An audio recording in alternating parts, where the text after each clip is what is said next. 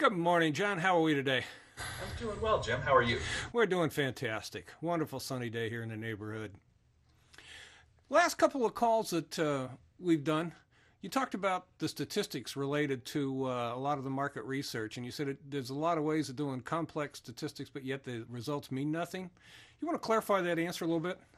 Well, certainly. The one of the things that really happens these days with the technology, SurveyMonkey, Zoomerang, and so forth, is that they offer a lot of opportunities for doing more complex statistics, associated also using packages like SPSS and SAS and so forth.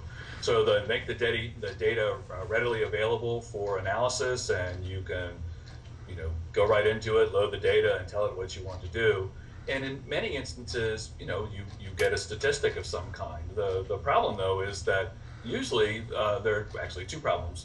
One, the person doing it has violated multiple assumptions for the statistic that they're trying to use. And second, that the data that comes out implies a level of precision that doesn't really exist. Market research has a lot of variability in it. Surveys have a lot of limitations.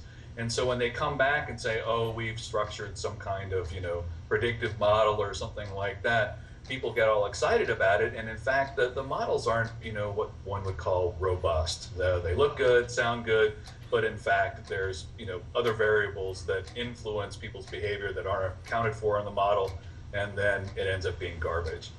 I've seen this in the past with, for example, banking experiments trying to predict deposits and so forth, and things like seasonality, Christmas, summer vacations and so forth just throw the model all off. The vendor is quite happy to give the model over, but once they try and use it, they realize that it's just not very good.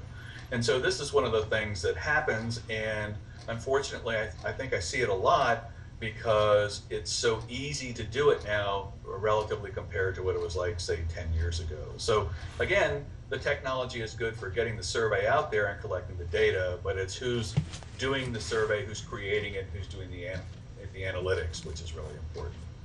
It kind of reminds me of when I was supporting I was doing in a corporate planning group for a while, and one of the general managers that we worked with, he got all upset one day and he goes, yeah, he says, we're measuring with a micrometer and then splitting with an axe.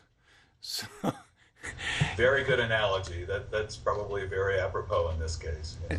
yeah, well, John, thanks for your time today, and we'll talk to you later. Thank you, Jim. Take care.